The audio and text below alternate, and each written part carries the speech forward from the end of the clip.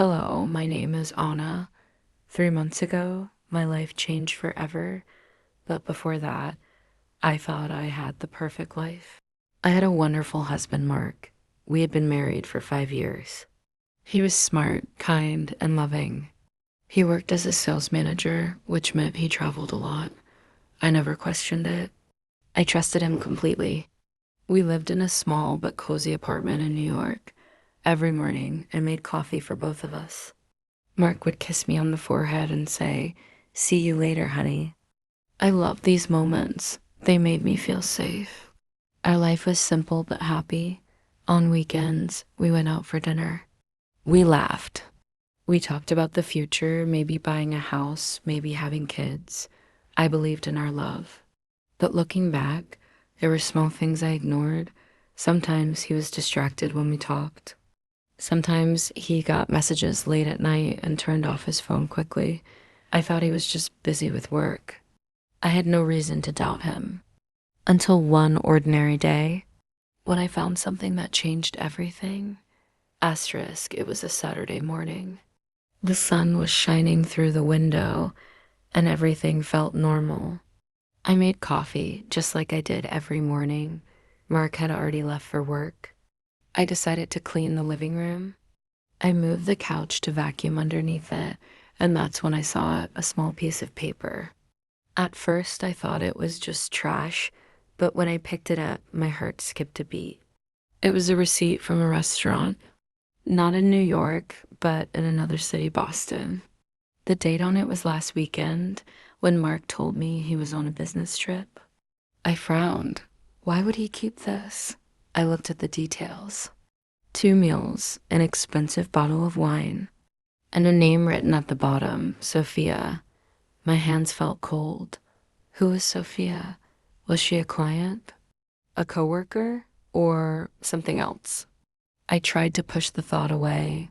Maybe there was a logical explanation. Maybe Mark was with a colleague. Maybe it was just business. But something inside me whispered, check. I opened my laptop and searched for the restaurant's website.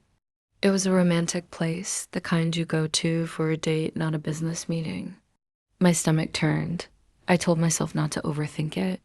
I needed to talk to Mark, but then I hesitated. What if I was wrong? What if he got mad at me for not trusting him? I decided to call my best friend, Emma. She answered quickly. Hey, Anna, what's up? I hesitated, then took a deep breath. Emma, I think something is wrong with Mark. Emma was silent for a moment. Then she said, what do you mean? What happened? I hesitated. Saying it out loud made it feel more real. I held the receipt in my hand and stared at the name, Sophia. I found something, I finally said. A receipt from a restaurant in Boston. It was last weekend when Mark said he was on a business trip. But Emma, this place isn't for business. It's a romantic restaurant, and there was a name written on it. Emma's voice was careful. What name? Sophia. She sighed. Anna, maybe it's just a coworker.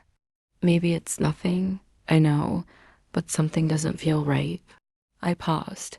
Mark has been acting strange lately. He's distracted when we talk. He gets messages late at night and turns his phone off. I never thought much about it before, but now Emma exhaled. Okay, what do you want to do? I swallowed hard. I don't know. I don't want to accuse him of something if I'm wrong, but I can't ignore this. For the rest of the day, I tried to act normal. I cooked dinner. I watched TV, but inside my thoughts were running in circles. That night, Mark came home late. I forced a smile as he kissed my cheek. Long day? I asked. Yeah, he said, setting his bag down. Meetings, traffic. Exhausting? I nodded. I bet. I wanted to ask him about Boston, about Sophia, but the words wouldn't come out. Then, just as I was about to speak, Mark sighed and stretched. I have to go to Boston again next weekend. Another client meeting. My stomach twisted. That was it. This was my chance. I had to know the truth. The following Saturday, Mark left early for his business trip. He kissed me goodbye and said, "I'll be back on Monday." I forced a smile and nodded, but inside, my heart was pounding. As soon as he walked out the door, I grabbed my coat and my bag. I had already checked the address on the receipt. The restaurant was in Boston, and I was going there. The train ride felt endless. My mind was racing with questions. What if I'm wrong? What if I find nothing? But a small voice inside me whispered, "And what if you're right?" 2 hours later, I arrived in Boston. I checked the address again. It wasn't just a restaurant. There was also a house listed under the same name on the receipt. My hands were shaking as I took a taxi to the location. When I arrived, I stared at the house from across the street. It was a small, beautiful home with flowers on the porch. It looked normal, happy, like a place where a family lived. Then I saw him, Mark. He was standing at the front door, laughing. He wasn't alone. A woman stepped outside, young, pretty, with long dark hair. She was holding a little boy's hand. The boy looked about 4 years old, and he called Mark Daddy. My legs felt weak. My chest tightened. No, this isn't real. This isn't happening. I forced myself to move. I crossed the street. Before I could stop myself, I knocked on the door. The woman opened it. She smiled at first, but when she saw me, her face changed. Confusion, suspicion.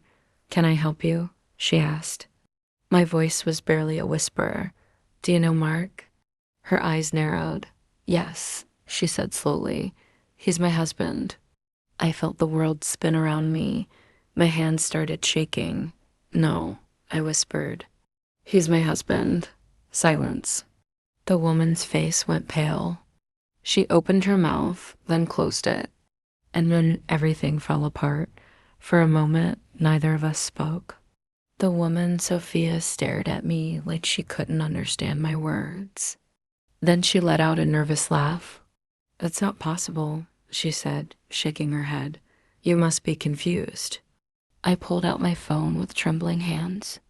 I opened my gallery and showed her a picture of Mark and me on our wedding day. "I'm not confused," I said. "We've been married for 5 years." Her face turned white. She took a step back, gripping the doorframe for support. "No," she whispered. "We've been married for 10. My breath caught in my throat. 10 years. A sharp pain stabbed through my chest. He had been with her before me. He didn't just cheat. He had a whole life, a wife, a child. I wanted to scream. I wanted to cry. Instead, I asked, "Does he travel a lot for work?" She nodded slowly, still in shock. "That's how he did it," I muttered. "That's how he kept both of us." Sophia's lips trembled. "He told me he was in Chicago this weekend." I let out a bitter laugh. "He told me he was in Boston." We looked at each other, both broken, both betrayed. And then, like fate itself had planned it, a car pulled into the driveway. Mark stepped out, smiling, until he saw us. His face froze. "Mark," I said, my voice steady despite the storm inside me, "we need to talk." Mark stood frozen in place. His face turned pale as his eyes darted between me and Sophia. He knew. He knew his secret was out. What are you doing here?" he stammered. I let out a dry laugh. "Funny, I was about to ask you the same thing." Sophia crossed her arms. Her voice was sharp, filled with betrayal. "Tell me, Mark, how long were you planning to keep this up?" Mark ran a hand through his hair, looking panicked. "I can explain," he started, but I wasn't interested in his lies. "Explain?" I repeated. "You've been married to both of us. You have a child.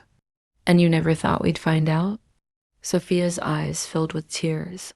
"You lied to me, Mark. To both of us. Who even are you?" Mark opened his mouth, then closed it. He had no excuses left. For the first time in 5 years, I saw him for what he really was, a fraud, a liar, a coward. I turned to Sophia. "I don't know about you, but I'm done." She wiped her tears, then nodded. "Me too. Without another word, I turned around and walked away. I didn't know what would happen next, but I knew one thing: I deserved better. And this time, I would never ignore the signs. The end. If you've watched this far, leave a like and subscribe to follow more.